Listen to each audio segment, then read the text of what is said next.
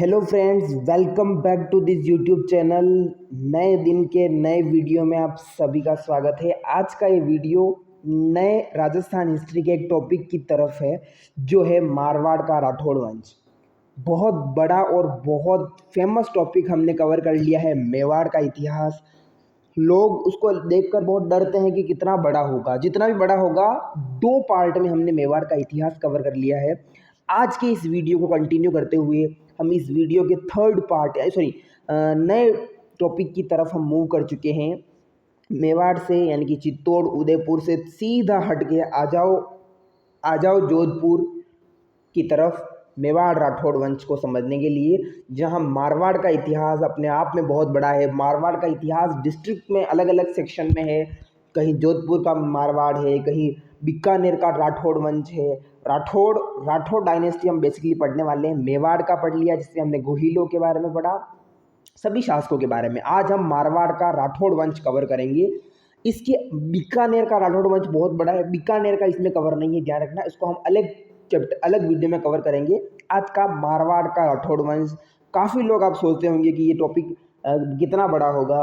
यहाँ से हम राव जोधा, राव चुंडा, राव सिहा, जसवंत सिंह, सब के बारे में हम कवर करते करते, जो भी आपके जो फेमस रूठी रानी का कॉन्सेप्ट है, मोटा राजा उदय सिंह के बारे में है, ये सभी चीज़ें हम इस वीडियो में कवर करने की कोशिश करेंगे। विदाउट टाइम वेस्ट किए चैनल को सब्सक्राइब कर देना, वीडियो को ज़्यादा से ज़्यादा शेयर करना।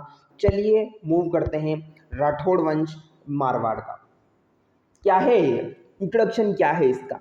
प्रतापी शासक वो हैं जिस प्रकार दक्षिणी पश्चिमी राजस्थान के गोहिलों का शासन मेवाड़ और वागड़ प्रांत में स्थापित हुआ, उसी प्रकार के राजस्थान के उत्तर और पश्चिमी भागों में राठौड़ों के राज्य भी स्थापित हुए।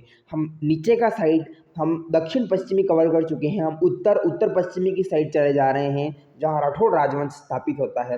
राठौड़ों की उत्पत्ति, जैसा हमने गोहिलों की उत्पत्ति के बारे में देखा कि दशरथ शर्मा वगैरह, ये जो गोपीनाथ शर्मा है, ये ब्राह्मणों के मुख से मानते हैं। अबुल फजल है, इसके अलावा जेम्स टोड है, ये वल्लभी के शासकों से। इसके अलावा हमने विदेशी शासकों से माना था, ईरान के। वहीं राठौड़ों की उत्पत्ति भी विवादास्पद है। विभिन्न ताम्रपत्रों, शिलालेखों और प्राचीन पुस्तकों में राठौड़ वंश की उत्पत्ति लेकर भिन्न भिन्न मत प्रतिपादित किए गए हैं। गुहिलों के बारे में भी सेम था। कुछ विद्वानों की मान्यता है कि राठौड़ हिरण्यकश्यप की संतान है। कुछ विद्वान कौन है, नाम नहीं मेंशन किया गया, लेकिन कुछ को हिरण्यकश्यप की संतान माना गया। आपको डिटेल में पढ़ना चाहिए, हालांकि इसमें नहीं दिया गया, लेकिन कि कौन मानता है कि राठौड़ हिरण्यकश्यप की संतान। हिरण्यकश्यप कौन था, आपको पता होगा। कुछ राष्ट्रकूट के वंशज भी मानते हैं। जोधपुर राज्य की ख्यात में इन राजा विश्वुतमान के पुत्र राजा बृहदबल से पैदा होना लिखा है। जोधपुर राज्य की ख्यात है। ख्यात क्या होते हैं आपको पता चलेगा। ख्यात पत्र, स्मारक, ये जो ख्यात होते हैं, उपलब्धियाँ, तो इनमें राजा विश्वुतमान के पुत्र बृहदबल से पैदा होना लिखा है कि राजा विश्वुतमान के पुत्र थे बृहदबल, उससे राठौड़ पैदा हुए हैं। दयाल दास ने इन्हें सूर्यवंशी माना है और ब्राह्मण बल्लराव की संतान बताया गया है। ब्राह्मणों की संतान इधर भी बताया गया है, सूर्यवंशी माना गया है दयाल दास के अकॉर्डिंग। दयाल दास के अकॉर्डिंग राठौड़ों को ब्राह्मण बल्लराव की संतान बता रखा है। तो किसके अकॉर्डिंग जो है वो राठौड़ों की उत्पत्ति ब्राह्मण से हुई है, बल्लराव ब्राह्मण के नाम से, उनकी संतानों के रूप में हुई है। सूर्यवंशी माना गया है, तो वो है दयाल दास के अकॉर्डिंग। नैन्सी, मुणोद नैन्सी ने मारवाड़ के राठौड़ों को कन्नौज से आने वाली, यानी कन्नौज की शाखा का बताया है, कन्नौज की वंश बता रखा है। मुणोद नैन्सी मारवाड़ के राठौड़ों को बताते हैं कन्नौज से आने वाली शाखा है। कर्नल टोड विदेशी, वो बताता है कि इन्हें सूर्यवंशी माना है। तो कर्नल टोड भी इन्हें सूर्यवंशी मानता है और दयाल दास भी सूर्यवंशी मानते हैं। तो इसका मतलब दो चीज़ें सिमिलर है कि राठौड़ सूर्यवंशी थे, तो किन किन के अकॉर्डिंग, दयाल दास के अकॉर्डिंग जो कि सूर्यवंशी है, ब्राह्मण बल्लराव की संतान है, और टॉड के अकॉर्डिंग भी सूर्यवंशी है, लेकिन नैन्सी के अकॉर्डिंग कन्नौज की है, और विश्वुतमान के पुत्र बृहदबल के बारे में बता रखा है। इस प्रकार राठौड़ों की उत्पत्ति के संबंध में एक राय नहीं, किंतु सभी विद्वान दक्षिण भारत के राष्ट्रकूटों से अवश्य संबंधित मानते हैं। जो इनमें सिमिलर चीज़ है, जो कॉमन चीज़ है, जिससे हम मान सकते हैं कि हाँ ये सही रही होगी, वो है दक्षिण भारत के राष्ट्रकूट के, ये अवश्य इनसे संबंधित। राष्ट्रकूट से ही दरअसल राठौड़ अपभ्रंश के रूप में लिखा गया है। जोधपुर और बीकानेर के राठौड़ अधिक प्रसिद्ध हैं। हम यहाँ पर आज जोधपुर की तरफ मूव करेंगे। सबसे पहले जोधपुर के ही पढ़ेंगे, बीकानेर के राठौड़ हम बाद में पढ़ेंगे अगले वीडियो में। जोधपुर के राठौड़ों का मूल पुरुष, प्रश्न आता है, जोधपुर के राठौड़ों का जो मेन पुरुष है, आदि पुरुष जो है वो राव सिंहा था। कौन था? राव सिंहा था, जिसे कन्नौज के गहड़वाल जयचंद का वंशज भी माना जाता है। जो जयचंद थे कन्नौज के, इसी तरह से मानते हैं कि जो जयचंद जो है वो इनसे एक तरीके से जयचंद है कन्नौज की शाखा का वंश, इसीलिए कहीं ना कहीं नैणसी मानते हैं कि वो शाखा उससे रहे होंगे। तो क्या राठौड़ों को, जोधपुर के राठौड़ों की स्थापना, राठौड़ राजवंश की स्थापना क्या जोधपुर में मूल पुरुष के रूप में सिंहा ने की थी, ठीक है, जोधा ने नहीं की थी। सिंहा केवल मारवाड़ के एक छोटे से भाग पाली उत्तर पश्चिम के अपना राज्य स्थापित कर पाया। सिंहा बहुत छोटा एक्सपेंड कर पाया अपने राज्य को, कहाँ कहाँ कर पाया, केवल पाली मारवाड़ का जो क्षेत्र है वो कर पाया। सिंहा ने मारवाड़ में राठौड़ राज्य की स्थापना तो कर दी, मारवाड़ में राठौड़ राजवंश की स्थापना सिंहा ने ही की थी, मगर उसे व्यवस्थित नहीं कर पाया। अक्सर होता है, स्थापना कौन करता है उसको व्यवस्थित कौन करता है। जिस प्रकार से चित्तौड़ के विजय स्तंभ का निर्माण किसने करवाया, पुनरुद्धार किसने करवाया, अलग अलग क्वेश्चंस बनते हैं। इसी प्रकार से राठौड़ राजवंश की स्थापना तो सिंहा ने कर दी, लेकिन अपना प्रभाव से ही जमा नहीं पाया। उसको विस्तार करने के लिए आते हैं हम हमारे टॉपिक पे, मारवाड़ का राठौड़ राजवंश। बहुत प्रसिद्ध उपलब्धियां आज राजस्थान का जो मारवाड़ डायनेस्टी है, जिसमें जोधपुर और बीकानेर है, वो अक्सर जो चीज़ें बनी हुई है, आर्किटेक्चर, क्या अद्भुत शैली बनी हुई है, ये सब राठौड़ों की देन है। चलिए चुंडा की तरफ बात करते हैं। राव चुंडा 1394 में चुंडा शासक बनते हैं। अपने साहस और कूटनीति से राव चुंडा ने मंडोर पर अधिकार कर दिया। मंडोर की छत्रियां जोधपुर में है, मंडोर पर अधिकार कर दिया। अपने साहस और कूटनीतिक प्रभाव के कारण मंडोर पर अधिकार किया चुंडा ने। मंडोर को राठौड़ों की राजधानी बनाया। जिस प्रकार से मेवाड़ की राजधानी नागदा को बनाया गया था, किसने बनाया था कमेंट करके बताना। अगर कोई वीडियो ढंग से देख रहा है, उसको थोड़ी सी भी हिस्ट्री का कॉन्सेप्ट पता है, बताना मेवाड़ की किस शासक ने नागदा को राजधानी बनाया था मेवाड़ में अपनी। उस प्रकार से यहाँ की मंडोर जो है वो कैपिटल थी। मंडोर कैपिटल बनाते हैं हमारे चुंडा साहब। तो चुंडा जो है इनको कैपिटल बनाते हैं। मंडोर पर अधिकार की बात देखो, कहीं राजधानी पर अधिकार हो जाता तो उसका आसपास का क्षेत्र, जिसमें खाटू, डीडवाना, सांभर, अजमेर, नाडोल, अजमेर में जैसे शाकंभरी चौहान भी हम पढ़ेंगे, सांभर, डीडवाना, खाटू, कौन कौन सा क्षेत्र, कौन कौन सा चुंडा ने अपने अधीन लिया था। देखो चुंडा एक शासक मेवाड़ में भी हुए थे, तो चुंडा ने अपने क्षेत्र अधीन लिया था, वो खाटू, डीडवाना, सांभर, अजमेर और नाडोल अधिकार कर लिया। पुंगल के भाटियों द्वारा वह धोखे से 1423 ईस्वी में मारा गया। पुंगल के भाटियों द्वारा तो पुंगल के जो भाटियों द्वारा वे मारे जाते हैं छल से 1423 में, और शासक बनते हैं 1394 में। लगभग आप देखो 23 साल ये और 6 साल ये, 29 साल का शासक रहा है चुंडा का। और इन 29 सालों में राव चुंडा की उपलब्धियां मैं बताऊं। सबसे पहले मंडोर पर अधिकार कर लिया। मंडोर के आसपास उसने खाटू,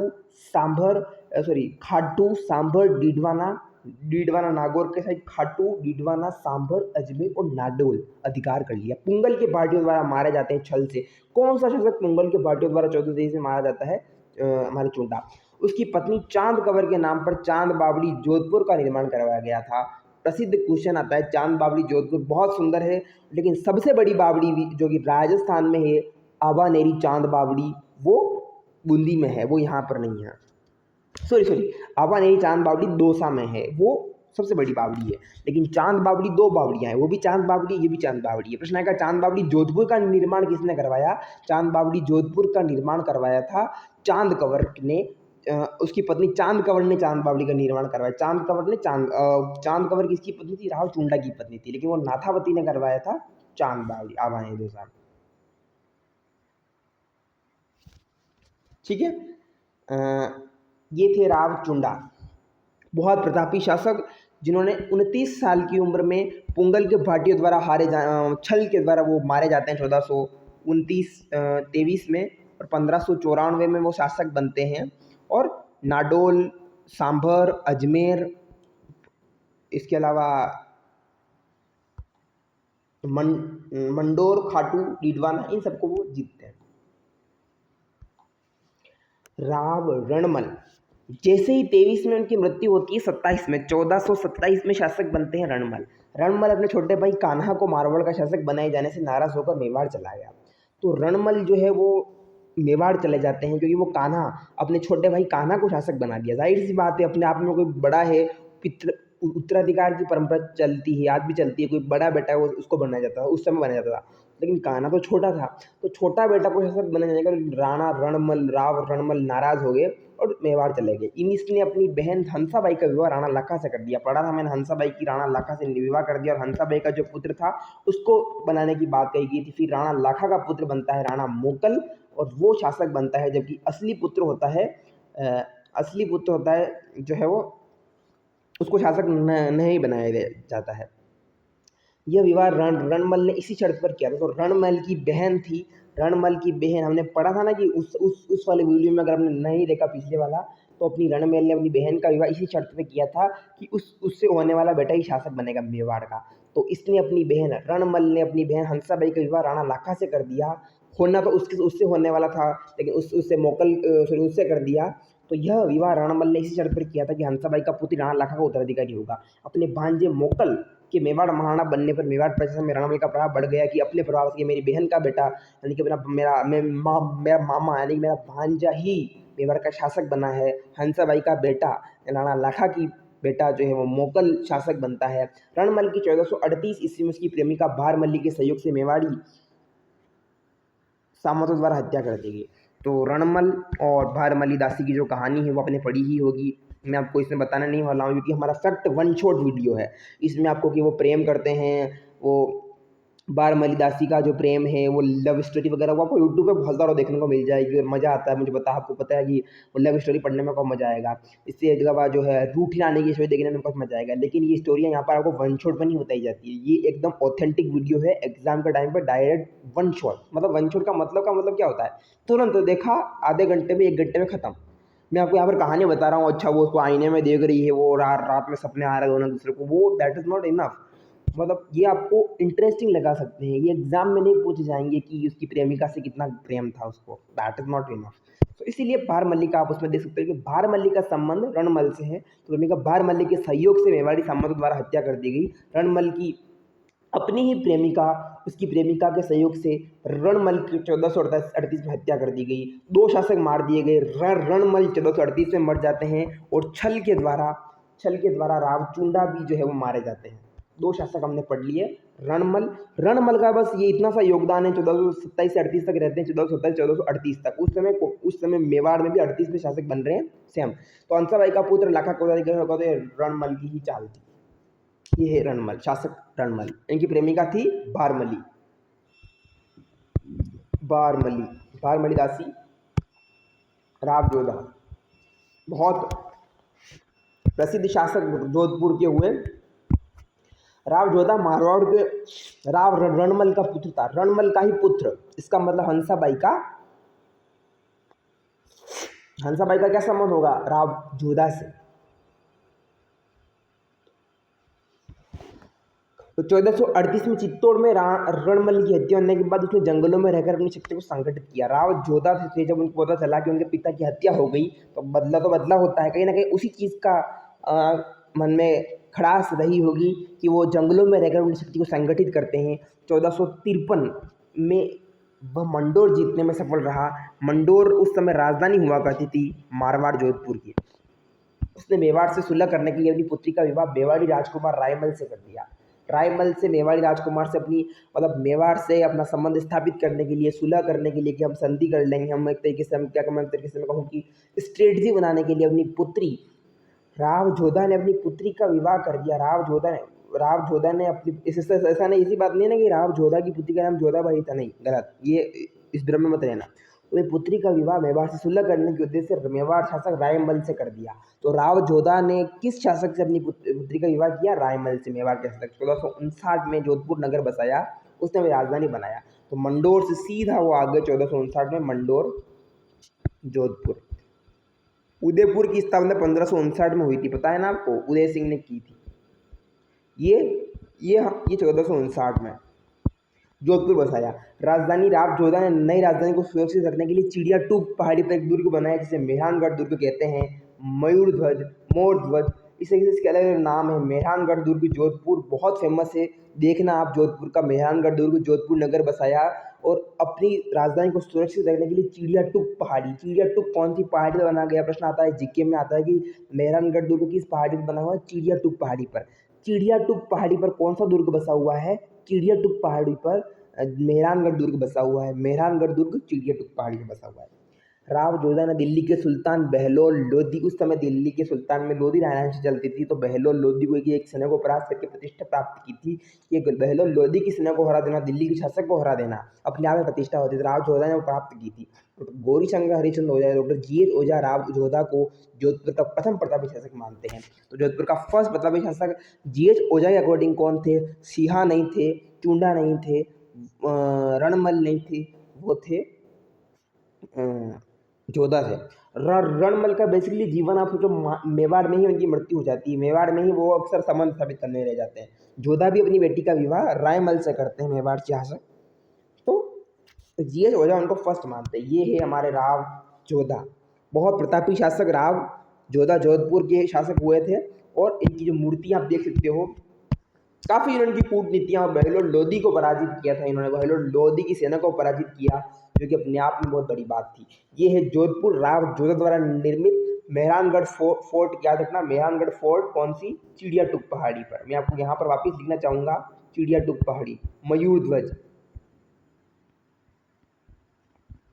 चिड़िया टुक पहाड़ी। ये है मेहरानगढ़ दुर्ग इन्होंने बनाया था। इन्होंने 1459 में जोधपुर बसाया। राव जोधा की उपलब्धियाँ, ठीक है। राव मालदेव की बात करेंगे, रूठी रानी राव मालदेव 1531 में शासक बनते हैं। बीच में गैप है, इसका मतलब ये नहीं कोई शासक नहीं बना, बने हैं, हम मेजर पढ़ रहे हैं, बहुत फेमस। राव मालदेव ने खानवा के युद्ध में, राणा सांगा की ओर से भाग लिया। इसका मतलब राव मालदेव ने, ये तो मेवाड़ी सेना जहाँ पर राणा सांगा की ओर से भाग लिया, मेवाड़ी सेना का उन्होंने समर्थन किया, तो मेवाड़ी राणा सांगा की ओर से भाग लिया। यदि भी खानवा की युद्ध से मालवा का शासक पिता राव गांगा था। कौन था, राव गांगा। खानवा के युद्ध में मारवाड़ का शासक उनके पिता थे गांगा, तो बेटा भाग क्यों ले रहा है, इसलिए 1532 में बहादुर शाह के मेवाड़ पर आक्रमण के दौरान राणा विक्रमादित्य की सहायता की थी। राणा विक्रमादित्य जब शासक बनते हैं राणा सांगा के बाद, दरअसल सांगा के बाद रतन सिंह, देन विक्रमादित्य, तो बहादुर शाह के मेवाड़ पर आक्रमण के दौरान विक्रमादित्य की सहायता की थी, इसलिए 1532 में मालदेव ने की थी। 1536 में मालदेव ने जैसलमेर के राव लूणकरण की पुत्री उमादेव से विवाह किया। लूणकरण की पुत्री जैसलमेर, एक बीकानेर में लूणकरण सर्पी है, लेकिन जैसलमेर के राजा थे राव लूणकरण की पुत्री थी उमादेव से विवाह किया मालदेव ने, जो इतिहास में रूठी रानी के नाम से प्रसिद्ध हुई। क्यों रूठी कही जाती है, कहानी आपने देखी होगी कि वो एक रात उनको एक दासी के साथ हुए देख लेते हैं, तो वो जो दासी है भले उनके साथ कुछ भी गलत नहीं करते, लेकिन वो आजीवन उनसे इस बात के लिए रूठी रहती है। बीच में कवियों द्वारा भेजा जाता है, उनको बुलाया जाता है, एक बार आ भी जाती है, वापस चली जाती है।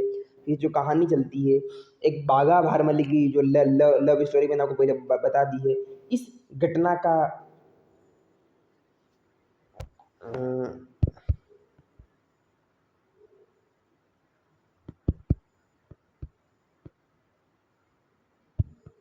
एक मिनट,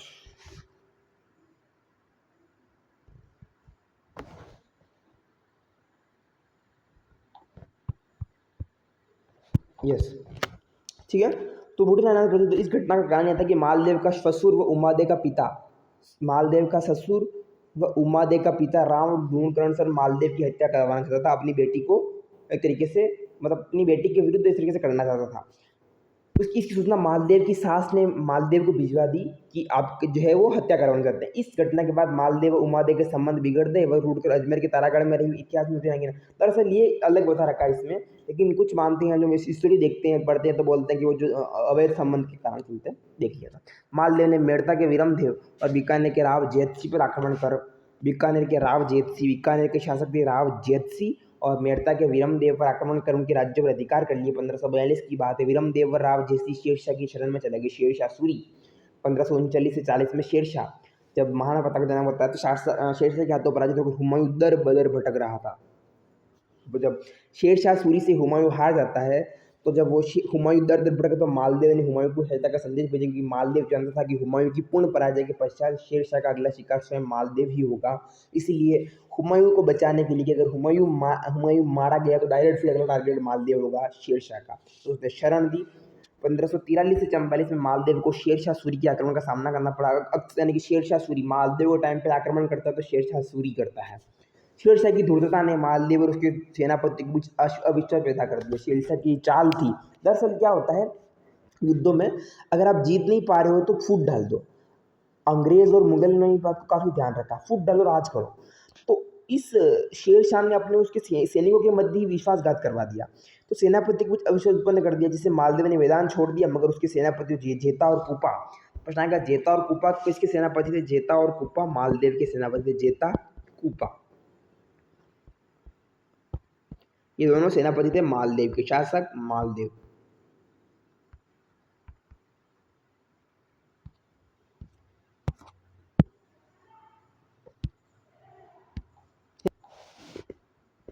ठीक है, तो इस तरीके से मैदान छोड़ दिया। जनवरी 1544 में गिरी सुमेल में शेरशाह से युद्ध किया और वीर गति को प्राप्त हुए। तो गिरी सुमेल का युद्ध जो बहुत एग्जाम में पूछा जाता है, 1544 का गिरी सुमेल का युद्ध, जेता और कुपा जो है वो युद्ध वीर गति को प्राप्त होता है। जेता और कुपा कौन से युद्ध में वीर गति को प्राप्त हुआ? गिरी सुमेल का युद्ध 1544 में। प्रश्न आएगा गिरी सुमेल का युद्ध कब लड़ा गया था? 1544 में गिरी सुमेल का युद्ध लड़ा जाता है, 1544।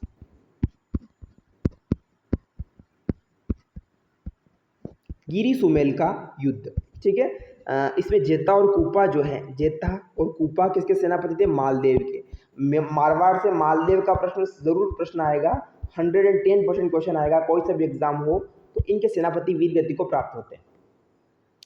उनकी वीरता से प्रभावित होकर शेरशाह को कहना पड़ा, एक मुट्ठी भर बाजरे के लिए मैं हिंदुस्तान की बादशाहत खो देता। उनकी वीरता से प्रश्न, एक तो हजारों परीक्षा में आता है, शेरशाह सूरी का कथन है कि एक मुट्ठी भर बाजरे के लिए हिंदुस्तान की बादशाह खो देता। सब जानते हैं इसने कहा, अरे किसके लिए कहा? परीक्षा में आएगा ये कथन किस घटना को इंडिकेट करता है? ये गिरी सुमेल के युद्ध के पश्चात शेरशाह को कहना पड़ा कि उनकी वीरता से प्रभावित होकर, यानी कि एक सेनापति होकर, यानी कि जेता और कुपा की वीरता से प्रभावित होकर शेरशाह सूरी कहता है कि एक मुट्ठी भर बाजरे के लिए मैं हिंदुस्तान की बादशाहत खो देता है, यानी कि उनके लिए मैं पूरे इस मारवाड़ के इस एरिया के लिए उनसे मैं युद्ध कर बैठा और मैं मर जाता तो एक मुट्ठी भर बाजरे के लिए पूरे हिंदुस्तान की बादशाहत खो बैठा। शेरशाह की मृत्यु के बाद मालदेव ने जोधपुर, पोखरण, फलोदी, बाड़मेर, कोटड़ा, जालोर और मेड़ता पुनः अधिकार कर लिया। 1562 में मालदेव की मृत्यु हो गई, इनकी हत्या नहीं हुई, मृत्यु हुई। तो शेरशाह सूरी की मृत्यु के बाद 1545 के बाद मालदेव ने कहाँ कहाँ अधिकार किया? जोधपुर पे किया, पोखरण पे किया, बाड़मेर किया। जोधपुर, पोखरण, फलोदी, ये जो आसपास का एरिया, जोधपुर, पोखरण, फलोदी, कोटड़ा, जालोर, मेड़ता पर अधिकार कर लिया। 1562 में इनकी मृत्यु हो जाती है। शेरशाह सूरी गिरी सुमेल का युद्ध याद रखना, यह है राव मालदेव, शेरशाह सूरी के समकालीन थे और युद्ध होता है गिरी सुमेल का युद्ध, याद रखना, शेरशाह सूरी, राव मालदेव। रूठी रानी और मालदेव, उमादेव किनकी पुत्री है? लूणकरण की पुत्री, जैसलमेर के शासक लूणकरण सर की पुत्री। शेरशाह की मृत्यु के बाद मालदेव ने कर लिया रावचंद्र सेन 1565। अब अगला शासक है रावचंद्र सेन।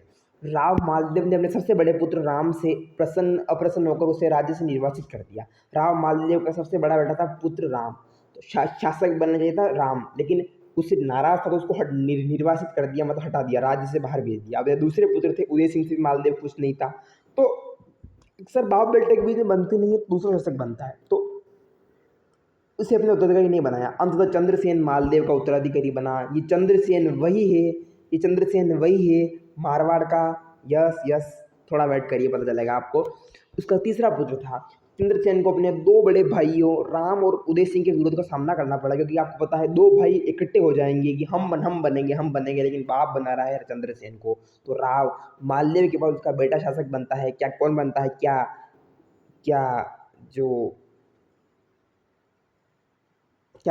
मालदेव के बाद उसका बेटा उदय सिंह शासक बनता है या फिर राम बनता है? कोई नहीं बनता है चंद्रसेन बनता है। 1564 में राम सहायता लेने अकबर की शरण में चला गया कि सहायता करो, अकबर करेगा। अकबर ने हुसैन कुली खां के नेतृत्व में एक सेना भेजकर जोधपुर पर अधिकार कर लिया। अजमेर अकबर बहुत चालाक था। 1564 में उसने सेना भेजी, तो 1564 में जोधपुर पर उसने अधिकार कर दिया। अब जाहिर सी बात है, अब शासक तो 1570 में अकबर के नागौर दरबार के दौरान चंद्रसेन भी जोधपुर प्राप्ति के वजह से नागौर पहुंचा कि अकबर मुझे भी क्या कर दो, मुझे भी जोधपुर वापस दे दो, जोधपुर का जो अधिकार है उसको हटा दो। हुसैन कुली खां के नेतृत्व में भेजा था, हुसैन कुली खां, याद रखना, हुसैन कुली खां अकबर ने अटैक किया जोधपुर 1564 में। 1570 में नागौर दरबार में चचा चंद्रसेन जाता है अपनी इच्छा प्रकट करने के लिए, मगर अकबर को उस से भाइयों राम उदय सिंह की ओर झुकाव देकर उसके नागौर छोड़ दिया और संघर्ष का रास्ता चुना कि अकबर जहाँ जो पहले जाएगा उसको जीतेगा। तो अब जब राम सिंह और उदय सिंह जब चले गए थे तो फिर इसकी तरफ यानी कि चंद्रसेन को बनाना तो बात ही नहीं है, तो संघर्ष का रास्ता चुना। अकबर ने बीकानेर के राय सिंह को जोधपुर का अधिकारी नियुक्त कर चंद्रसेन को मारवाड़ से सहायता मिलने या इस मार्ग से गुजरने में हानि पहुंचाने की संभावना समाप्त कर दी। तो अकबर ने बीकानेर के राय सिंह को जोधपुर का अधिकारी नियुक्त कर किया, राय सिंह को, बीकानेर के राय सिंह को जोधपुर का अधिकारी नियुक्त किया और नियुक्त कर चंद्रसेन को मारवाड़ से सहायता मिलने या इस मार्ग से गुजरात में हानि पहुंचाने की संभावना कि मारवाड़ से सहायता मिलेगी, गुजरात से हानि पहुंचेगी, तो उसको समाप्त कर दिया, क्योंकि बीकानेर के राय सिंह को अधिकारी बना दिया। तो अकबर बहुत चालाक था। 1565 में जोधपुर को छोड़ने के बाद चंद्रसेन से कुछ समय तो भादराजूड़ में रहकर मुगलों की फौजों का मुकाबला किया चंद्रसेन ने भादराजूड़ में 1520 में। पर जब मुगल सेना ने उसे चारों ओर से घेर लिया तो वहाँ हटकर उसने सिवाना में अपना मोर्चा बनाया। सिवाना बाड़मेर जो है, सिवाना का गढ़ पहाड़ी भाग दुर्गम थे। जब वहाँ चंद्रसेन का पता न लगा तो मुगल अधिकारियों ने उसके समर्थक को समाप्त करने का प्रयत्न किया। रावल सुखराज सूजा तथा देवीदास चंद्रसेन के साथी थे। मुगल सेनाओं ने इन्हें भी जगह जगह खूब खदेड़ा। इसके बाद चंद्रसेन के विरुद्ध सिवाना में मुगल शक्ति लगा दी गई, जिसे तंग आकर वह रामपुरा के पहाड़ों में चला गया था। ये जानकर कि मुगलों की छोटी सेना के लिए एक विस्तृत पहाड़ी प्रदेश को घेरना कठिन था। तो राव चंद्रसेन की जो स्टोरी है वो बहुत इंटरेस्टिंग है। तो वो चले जाते हैं, जब वो छोड़ देते हैं, उनको लगता है कि अब मुगलों से बचना इम्पॉसिबल है, तो मुगलों उनको घेर देते हैं। तो वो क्या करते हैं, सिवाना में जाकर क्या करते हैं, अपना घेरा बना लेते हैं।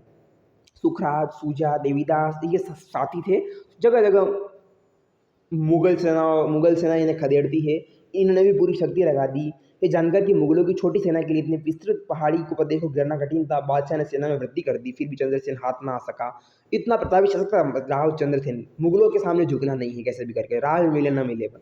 सिवाना से निकलकर चंद्रसेन पिपलोद और वहां से कान्होजा के पहाड़ों में चला गया। पिपलोद और कान्होजा के आसपास लूट खसोट आरंभ कर दी।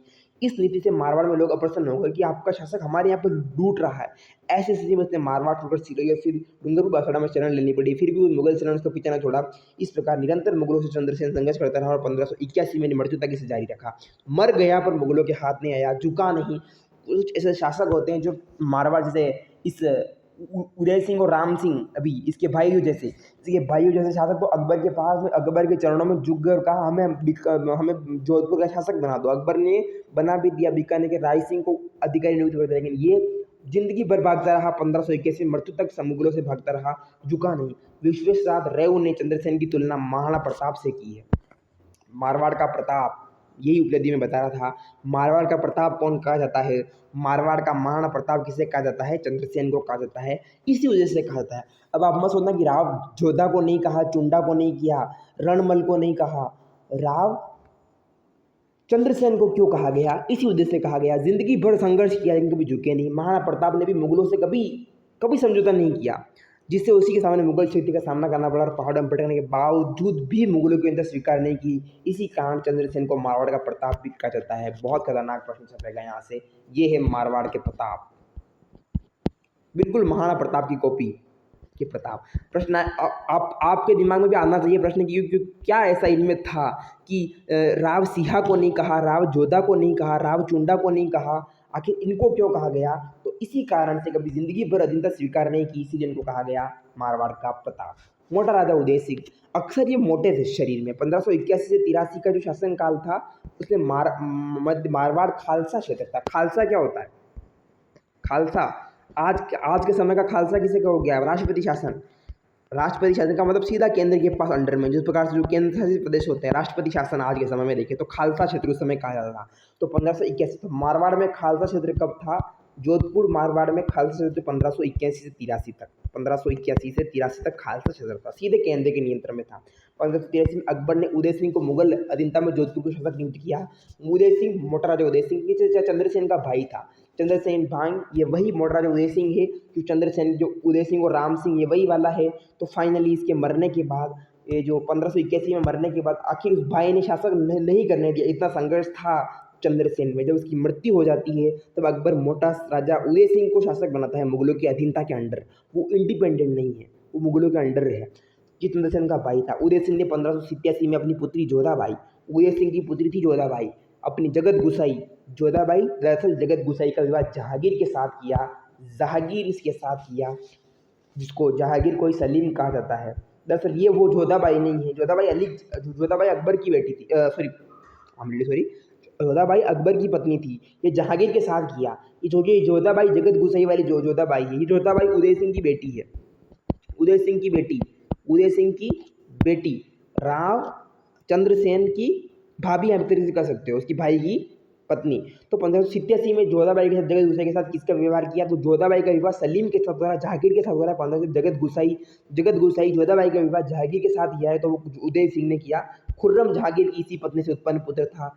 खुर्रम जो था वो इसी जहांगीर से उत्पन्न पुत्र। इस विवाह के अवसर पर उदय सिंह को हजार का मनसबदार बनाया गया था। हजार का मनसबदार का मतलब 1000 परगनों का, 1000 का मनसबदार बनाया गया था, क्योंकि मुगलों की अब शरण में चले गए तो आपको इनाम देंगे, वो आपको जागीरें देंगे, वो आपको इनाम देंगे। तो यही मोटा राजा उदय सिंह की बात थी। ये मोटा राजा उदय सिंह, इनकी बेटी थी जगत गुसाई जोधाबाई। जोधाबाई का विवाह होता है सलीम जहांगीर से। दरअसल सलीम ही जहांगीर है। तो इनसे विवाह होता है, 1000 रुपये का मनसब बनाया जाता है। पर आरपीएससी पूछती है कितने का मनसब प्रदान किया? 1000 का। ये मोटा राजा उदय सिंह की बात हो रही है। ये चंद्रसेन के भाई थे, चंद्रसेन के भाई। चलिए अगले शासक की बात करेंगे, महाराजा जसवंत सिंह प्रथम। फर्स्ट महाराजा जसवंत सिंह की बात करेंगे। जसवंत सिंह का जन्म 1626 में बुरहानपुर में हुआ था। अपने पिता गज सिंह के स्वर्गवास के समय जसवंत सिंह अपने विवाह हेतु बूंदी में था। अच्छा, जब इनके पिता की मृत्यु हुई, स्वर्गवास हुआ, तब ये अपनी शादी करने के लिए बूंदी में थे। जसवंत सिंह प्रथम बहुत प्रतापी शासक हुए थे। गज सिंह की मृत्यु के समाचार प्राप्त होते ही बादशाह शाहजहां के द्वारा उसे आगरा पहुंचने का निमंत्रण भी मिला। शाहजहां ने कहा कि पिता का स्वर्गवास हो गया, गज सिंह का स्वर्गवास हो गया और वो शादी में बिजी था। तो वो आता है, वहाँ पहुँचने पर शाही तौर पर उसे टीका दिया गया। खिलत जड़ाऊ जमदर आदि वस्तुओं से सम्मानित किया गया। इसी अवसर पर उसे राजा का खिताब तो 4000 जात का सवार का मनसब प्रदान किया गया। चूंकि उसकी आयु उस समय 11 वर्ष की थी। बादशाह में आसोप ठाकुर राज सिंह में कुपावत को 1000 जात और 400 सवार मनसब देकर जोधपुर राज्य की मंत्री नियुक्त किया गया। बादशाह ने आसोप ठाकुर राज सिंह कुपावत को 1000 जात और 400 सवार का मनसब देकर जोधपुर राज्य का मंत्री नियुक्त किया, क्योंकि वो 11 साल का था। तो प्रश्न आएगा, तो जब वो 11 साल का था, महाराजा जसवंत सिंह प्रथम जब महाराजा जसवंत सिंह प्रथम 11 साल का था, तो गज सिंह का देहांत स्वर्गवास हो जाता है। वो बूंदी में विवाह के अवसर पर शाहजहां द्वारा, कौन से शासक द्वारा उसको भेजा गया था? शाहजहां द्वारा भेजा गया था। टीका भेजा गया, उसकी सम्मान किया गया, उसको मनसब दिया गया 4000 जात व सवार का मनसब प्रदान किया गया। क्योंकि शाहजहां जानता है कि ये इसके अंडर में ही था और गज सिंह ने कहीं ना कहीं मुगलों की सेवा की ही होगी, इसीलिए उनको एक तरीके से इतनी रेस्पेक्ट मिल रही है शाहजहां के द्वारा।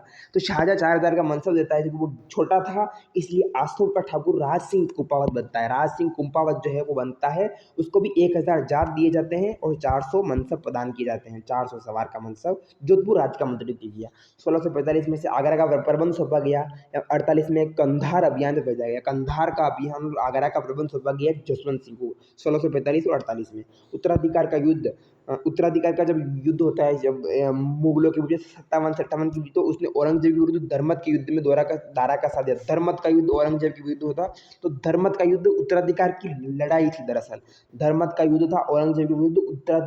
धर्मत युद्ध में दारा के साथ दिया। दारा शाहजहां का ज्येष्ठ पुत्र था, दारा शिकोह। देखो शाहजहां इसके लिए इतना कर रहा है, कॉमन सेंस की बात है, क्वेश्चन आया एग्जाम में देखना। शाहजहां इसके लिए इतना कर रहा है, उसको मनसब दे रहा है, उसको इतना सब बना रहा है। तो जब धर्मत का युद्ध हो रहा है, जब उत्तराधिकार का युद्ध हो रहा है 57-58 में, तो धर्मत का युद्ध कब हुआ था? एक और क्वेश्चन आएगा, धर्मत का युद्ध कब हुआ था? मैं इस स्लाइड पे लिखना चाहूंगा। धर्मत का युद्ध जो होता है, धर्मत का युद्ध, एक मिनट,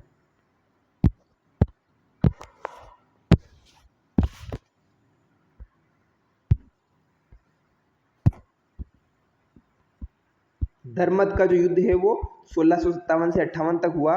और शाहजहां का जो दारा की ओर और कौन था वो औरंगज़ेब के बीच में। तो दारा, क्योंकि शाहजहाँ की मृत्यु हो जाती है इसलिए तो संघर्ष होता है कि दारा बनेगा कि औरंगज़ेब बनेगा, तो दारा का वो साथ देता है।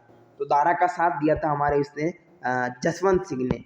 जसवंत सिंह ने दारा का साथ दिया था क्योंकि सब कुछ उसी की बेचारा का वही लेन देन कर रहा था, तो उसने साथ दिया। तो दारा इसमें कासिम खान, लेकिन कासिम खान के विश्वास में दारा की पराजय हुई, वो शासक बना औरंगज़ेब। अब औरंगज़ेब को सपोर्ट नहीं मिलेगा, जसवंत सिंह को जोधपुर लौटना पड़ा। तो दारा की हार क्या विश्वासघात के कारण हुई थी, जीतना तो दारा वाला था, औरंगज़ेब जो था कासिम खान के विश्वासघात के कारण, कासिम खान ने विश्वासघात किया। तो 1645 में जो है वो इस दरमत के युद्ध में दारा की पराजय होती है, औरंगज़ेब शासक बनता है। उसकी उदयपुर रानी ने किले के द्वार पर खोलने से इनकार कर दिया और कहलावा भेजा कि राजपूत या तो युद्ध से विजय लौटते हैं या मर मिटते हैं। बहुत अच्छी बात कही थी ये रानी। जसवंत सिंह एक तरह का झुका हुआ शासक था। वो उसकी रानी बहुत होशियार थी, उदयपुरी रानी कहते हैं, उदयपुरी रानी उनका नाम था। उदयपुर रानी ने गेट बंद कर दिए। प्रश्न आएगा किस राजा की रानी ने दिल्ली से मुगलों के बाद दरबार से लौटने के बाद वहाँ के गेट बंद कर दिया और कहा राजपूत या तो जीत कर लौटते हैं या शहीद होकर या मर मिटते हैं। वो खाली मुंह कैसे हार गया, महाराजा पराजय के बाद नहीं लौट सकते। यह अगर उस वक्त सख्ती होने की तैयारी करने लगी, अंत में रानी की मां के समझाने और जसवंत सिंह द्वारा पराजय का बदला लेने का वचन देने कि मैं मुगलों का युद्ध करूंगा, द्वार खोले गए। इस कथा की सत्यता पर संदेह किया जाता है, किंतु इस कथा को श्यामल दास ने मान्यता दी है कि हाँ ये बात सही होगी। श्यामल दास का संपर्क मान सकते हैं। 5 जनवरी 1659 कि खजुआ के मैदान में औरंगजेब और जसवंत सिंह की आपसी अविश्वास, औरंगजेब और जसवंत सिंह युद्ध होना जाहिर सी बात है। अफसर वह शाही डेरे को लूटकर जोधपुर रवाना हो गया। तो औरंगजेब और जसवंत सिंह के आपसी अविश्वास के कारण वह शाही डेरे को लूट कर जोधपुर रवाना हो गया। बाद में जय सिंह की मध्यस्थता से जसवंत सिंह और मुगल सम्राट औरंगजेब के बीच मनमुटाव कम हो गया। तो मध्यस्थता जय सिंह ने की थी, जय सिंह जसवंत सिंह के का फलतः उसका मनसब उन्हें बहाल कर 1659 में उसे गुजरात का सूबेदार बना दिया गया। जसवंत सिंह को औरंगजेब गुजरात का सूबेदार बनाता है। औरंगजेब के बीच मनमुटाव कम होता है। 1662 में जसवंत सिंह को मराठा के विरुद्ध शाइस्ता खां की सहायता करने के लिए दक्षिण भेजा गया कि मराठों के विरुद्ध आप शाइस्ता खां की हेल्प करो। पर वहाँ शिवाजी के विरुद्ध कोई खास सहायता इसे नहीं मिली। यानी ये जो जसवंत सिंह ये आदमी शिवाजी के खिलाफ लड़ने के लिए चला गया। अब देखो कि कहीं ना कहीं एक झुकने की क्षमता इनमें तो जरूर थी, बाकी में राजा में रहे न रहे। 1673 में जसवंत सिंह को काबुल भेजा गया। इनको उत्तराधिकारी बनाया गया। पहले गुजरात का मनसबदार बना दिया गया, गुजरात का सूबेदार बना दिया गया 1659 में गुजरात का सूबेदार बनते हैं जसवंत सिंह। उसके बाद 62 में उसके 3 साल बाद जसवंत सिंह को मराठा के विरुद्ध गुजरात में, फिर मराठों में, फिर काबुल भेजा गया 73 में। 3 और 11 साल बाद लगभग वहाँ जमरूद में रहने का आदेश दिया और वहीं 28 नवंबर 1678 को उसकी मृत्यु होगी जमरूद में। तो किस शासक की मृत्यु विदेश में हुई थी अभियान के दौरान? जसवंत सिंह की। जसवंत सिंह विद्वानों का आश्रय डाला था। उसके समय विद्वानों में सूरत मिश्र, कौन कौन थे? सूरत मिश्र, नरहरि दास, नवीन कवि, बनारसी दास आदि प्रसिद्ध है। मोहनोद नैणसी उसका मंत्री था। मोहनोद नैणसी की ख्याति व मारवाड़ परगनारा विगत नामक ग्रंथों की रचना की थी। नैणसी ने नैणसी ख्यात मोहनोद नैणसी जो कि शासक बताते हैं कि वो जो शासक हुए थे कन्नौज की शाखा से जुड़े हुए थे। मैंने पढ़ा था फर्स्ट वीडियो के स्टार्टिंग में, वो यही बताते हैं। तो मारवाड़ परगनारा विगत नामक ग्रंथ की रचना, मारवाड़ी परगनारी विगत, नैणसी की 2 बातें याद रखना। तो नैणसी ख्यात ये रचना करते हैं। एंड सेकंड ये जो रचना करते हैं वो करते हैं मारवाड़ परगनारी विगत, मारवाड़ परगनारी विगत। तो प्रश्न आएगा मोहनोद नैणसी जिसके शासन में था, ये मोहनोद नैणसी जसवंत सिंह प्रथम के शासक काल में इनके आश्रयदाता थे। जसवंत सिंह फर्स्ट के टाइम पे ये थे मोहनोद नैणसी, जिसमें विद्वानों में आश्रयदाता था। बहुत सारों ने आश्रय दिया। कौन किसको दिया? सूरत मिश्र, नरहरि दास, नवीन कवि और बनारसी दास। सूरत मिश्र, नरहरि दास, बनारसी दास, सूरत मिश्र, नरहरि दास, बनारसी दास और नवीन कवि। सूरत मिश्र, नवीन कवि, नरहरि दास, सूरत मिश्र, नवीन कवि, सूरत मिश्र और नवीन कवि, नरहरि दास और बनारसी दास प्रसिद्ध है। मोहनोद नैणसी का ख्यात और मारवाड़ी परगनारा विगत तत्व की रचना की थी। फेमस क्वेश्चन था। ये थे महाराजा जसवंत सिंह प्रथम। क्या योगदान है इनका? इनको आने नहीं दिया, क्योंकि इन्होंने दारा जो कौन सा युद्ध हुआ था वो क्या नाम था उसका, धर्मत के युद्ध में जसवंत सिंह ने साथ दिया था दारा का। दारा हार जाता है कासिम खान के इसके कारण, फिर वापस आता है तो लौटने नहीं देता, फिर वो वचन देता है कि मैं इसका करूँगा। बाद में वो उसमें औरंगजेब के बाद उसमें जय सिंह की मध्यस्थता के कारण विवाद कम होता है। 1659 में भेजा जाता है, वो गुजरात का सूबेदार बनता है। 62 में वो वहाँ जाता है, मराठों के शिवाजी के विरुद्ध जाता है, और 73 में वो काबुल जाता है, और वहीं पे नवासी में उसकी मृत्यु हो जाती है। 78 में उसकी मृत्यु हो जाती है। और ये उसके कवि थे। कौन कौन से थे, मेरी बात को वापस हमने इस लेक्चर में हमने कौन कौन से पढ़े। सबसे पहले हमने राव जो सिहा के बारे में देखा, सिहा जो कि स्थापना करते हैं। इसके बाद राव चुंडा के बारे में हमने देखा सेकंड नंबर पे। थर्ड नंबर पे राव जोधा के बारे में हमने पढ़ा। सॉरी, इससे पहले हमने चुंडा के बाद हमने तीसरे नंबर पे रणमल पढ़ा, रणमल। चौथे नंबर पे जोधा पढ़ा। पाँचवें नंबर पे हमने चंद्रसेन पढ़ा, चंद्रसेन। और छठे नंबर पे हमने जसवंत सिंह वगैरह ये पढ़े। और कोई जसवंत सिंह ये शासक हमने पढ़े थे। देखो हम एक बार ब्रीफली देखते हैं कौन कौन से। राव चुंडा को हमने देखा था। चुंडा के बाद हमने जो दूसरे नंबर पर रणमल के शासक के बारे में हमने देखा। रणमल के बाद हमने जोधा के बारे में देखा। सीक्वेंस याद रखना, राव चुंडा, रणमल और जोधा। राव चुंडा, देन राव रणमल, राव जोधा, देन राव जोधा के बारे में जोधपुर, फिर राव जोधा के बाद में मालदेव के बाद में चंद्रसेन। राव मालदेव बहुत बड़ा इतिहास, रोटी रानी। राव मालदेव के बाद चंद्रसेन, और चंद्रसेन के बाद जसवंत सिंह, सॉरी जसवंत सिंह के बाद मोटा राजा उदय सिंह, और उदय सिंह के बाद जसवंत सिंह प्रथम। ये करेक्शन इसको करना आप इस अकॉर्डिंग मैं आपको एक बार उसमें इसको ब्रीफली एक तरीके से मैं कर देता हूँ। फर्स्ट नंबर पे हमने चुंडा देखा, राव चुंडा। सेकंड नंबर पे हमने रणमल देखा। तीसरे नंबर पे हमने देखा था राव जोधा। चौथे नंबर पे हमने देखा मालदेव। पांचवें नंबर पे हमने देखा मोटा राजा उदय सिंह। छठे नंबर पे हमने देखा चंद्रसेन, और सातवें नंबर पे ये जसवंत सिंह। तो इस तरीके से मेरवाड़ और मारवाड़ का ये इतिहास, जोधपुर का इतिहास हमने कवर किया है। आई होप आपको पसंद आएगा। 42 मिनट का दरअसल ये वीडियो हो चुका है, लेकिन हिस्ट्री बड़ी थी, मारवाड़ों की हिस्ट्री, और भारमली दासी की रणमल से संबंध है, रूठी रानी का मालदेव का इतिहास है। ये सब कुछ आपको ज़रूर पढ़ने चाहिए, अदरवाइज़ आपके लिए दिक्कत हो सकती है। तो कुछ भी मिस्टेक मत करना, सीक्वेंस भी याद रखना। चुंडा, रणमल, राव जोधा, राव मालदेव के बाद में मोटा राजा उदय सिंह, देन चंद्रसेन और जसवंत सिंह। ये सब चीज़ें हमने सीक्वेंस आपको देखनी है। आई होप को वीडियो पसंद आया होगा। चैनल को सब्सक्राइब कर देना, ज़्यादा से ज़्यादा लाइक कर देना। मिलते हैं अगले वीडियो में, बीकानेर के राठौड़ों के साथ मिलते हैं। Bye bye, take.